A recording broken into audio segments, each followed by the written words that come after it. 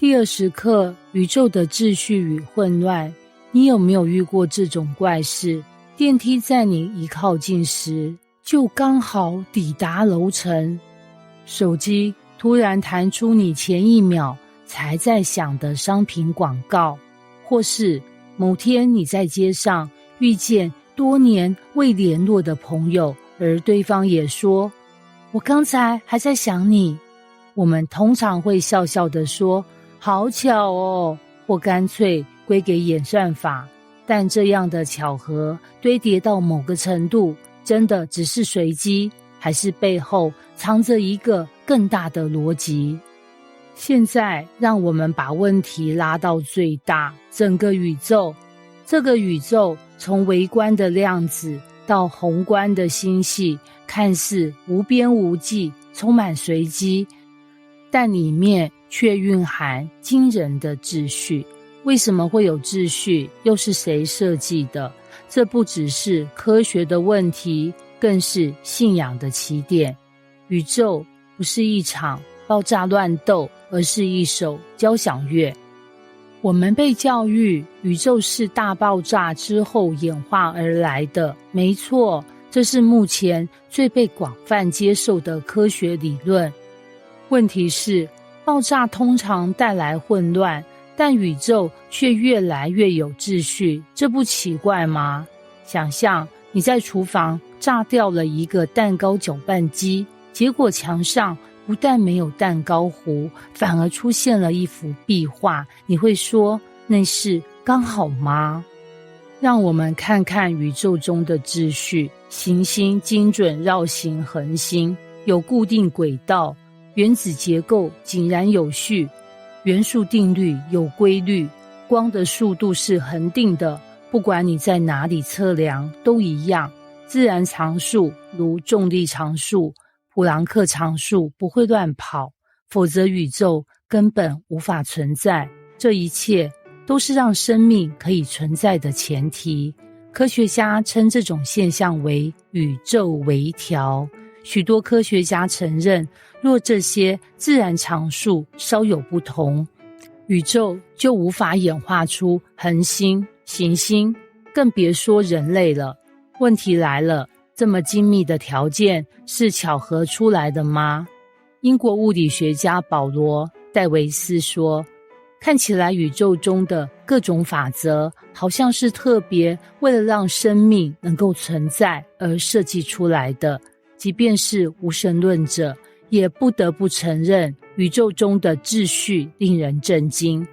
美国物理学家霍金在他晚年提到，宇宙的奇妙秩序让人忍不住想问，谁为他设定了这样的法则？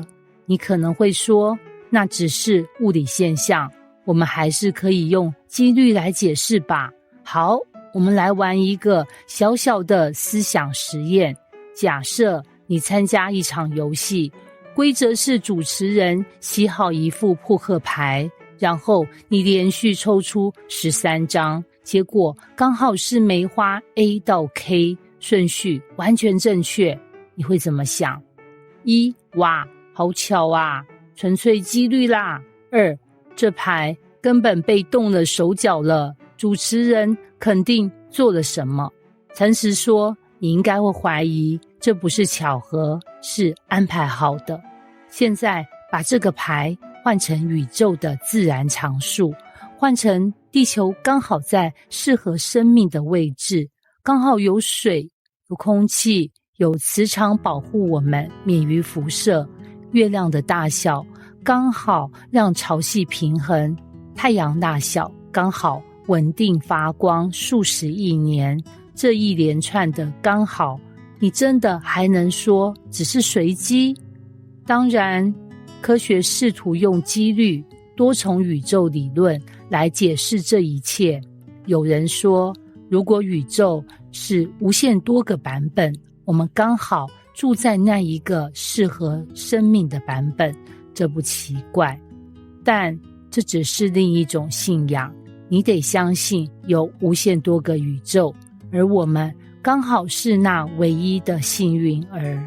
信仰设计与信仰无限几率其实本质相似，差别在于前者说有一位智慧的设计者，后者说宇宙自己抽出来的，哪一个比较有说服力？回到我们身边，你手机中的作业系统是一堆2进位0与1的程式码，错一个整个 App 可能就宕机。